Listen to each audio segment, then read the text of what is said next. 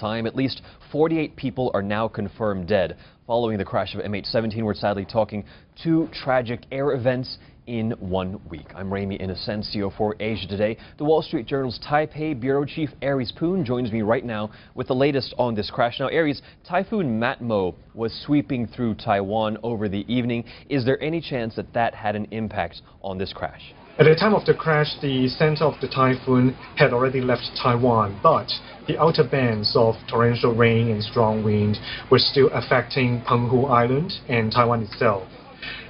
We talked to the Weather Bureau and it told us that during the time of the crash there was a thunderstorm in Penghu.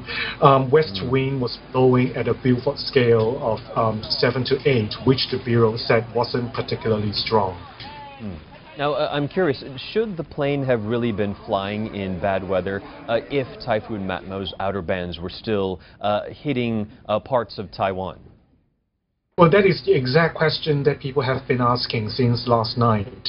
The Civil Aeronautics Administration said earlier that the wind speed and other weather conditions actually met requirements for landing in Penghu, although the CAA added today that a stormy weather was likely a contributing factor.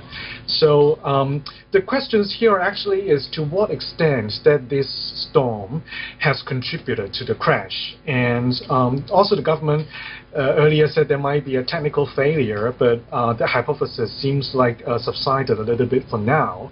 And there are also questions as to whether human error by the captain has led to the crash. So in short, the authorities are still looking into the causes of the crash, but the authorities said they already have the black boxes, and so they should probably be able to give us the answers later. Now, tell me more about this model of aircraft. It's an ATR-72. Is this a sturdy kind of airplane?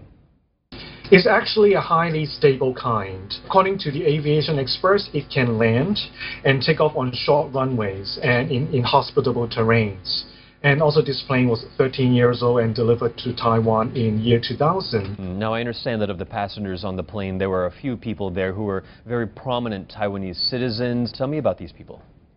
Right, one of them was a 40-year-old Lieutenant Colonel, Mr. Tai, and he was actually flying back to Penghu from his home in Kaohsiung to oversee the typhoon preparedness and also to clean up work.